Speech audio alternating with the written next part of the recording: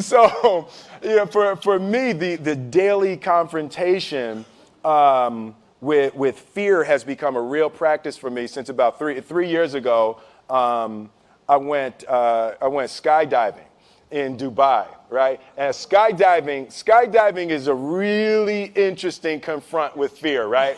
So I gotta stand up. I'm sorry, I gotta stand up. All right. So all your friends, what happens? You go out. I dropped my thing. So what happens is you go out the night before and you take a drink with your friends, and somebody says, "Yeah, we should go skydiving tomorrow." And you go, "Yeah, we'll go skydiving tomorrow." "Yeah, yeah." And you go, "Yeah." And everybody goes, "Yeah."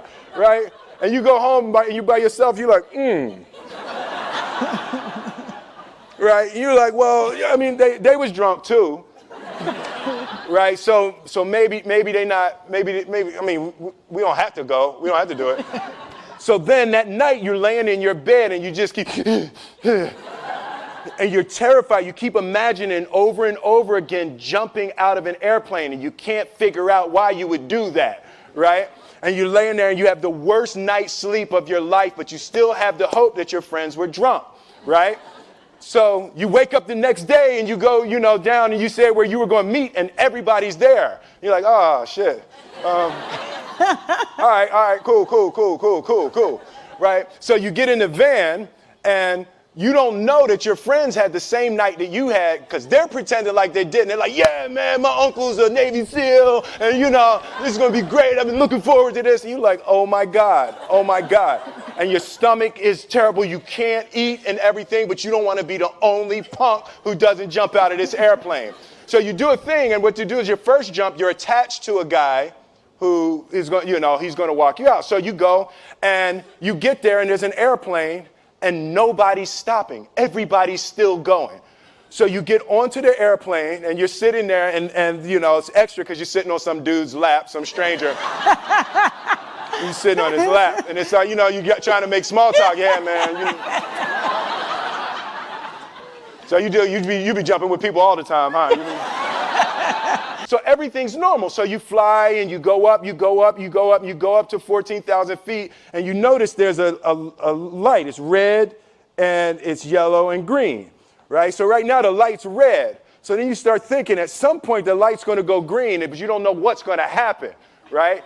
And you wait and it goes yellow and the light goes green and somebody opens the door, and in that moment you realize you've never been in a freaking airplane with the door open. Terror, right? So you go, and then, if you were smart, you sat in the back so you don't go first, right? And then people start going out of the airplane. And you go, and the guy walks you up to the end of the thing, and you're standing, and your toes are on the edge, and you're looking out down to death. And they say, on 3. And they say, 1, 2. And he pushes you on 2 because people grab on 3. Right? Right? And you go, and you fall out of the airplane.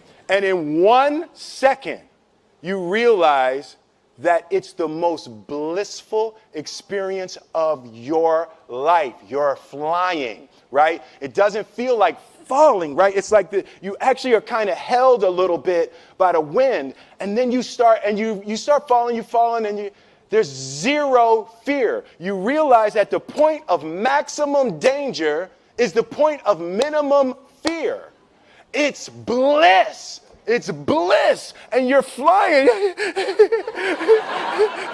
right? And you're doing that, and then 20 seconds, 25 seconds, 40 seconds, and you have enough time to just kind of be like, oh, shit, that's that building. I like that one.